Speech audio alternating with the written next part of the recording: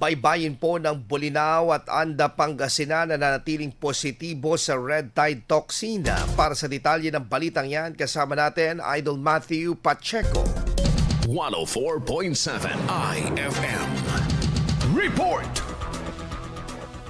Nananatiling ipinagbabawal at hindi ligtas kainin ang lahat ng uri ng shellfish at alamang na galing sa baybaying dagat ng Bolinao at Andas sa Pangasinan. Ito ay batay sa Shellfish Bulletin No. 7 na inilabas kahapon na 31 ng Marso ng BFAR matapos makumpirmang positibo pa rin sa paralytic shellfish poison o red tide toxin ng mga nasabing produkto. Dahil dito, mahigpit na pinagbabawal ang pagkuha, pagbebenta, pagbabiyahe at pagkain ng shellfish at alamang mula sa mga apektadong lugar upang maiwasan ang panganib sa kalusugan. Samantala, ligtas namang kainin ng mga isda, hipon, pusit at animango na mula sa parehong lugar basta't sariwa, maayos na nalinis at naluto ng mabuti. Patuloy naman ang paalala ng mga otoridad sa publiko na maging maingat at sumunod sa babala upang maiwasan ang pagkalason dulot ng red tide. Kasama mo mula rito sa IFM Dagupan. Ako po si Idol Matthew Pacheco. Tatak IFM!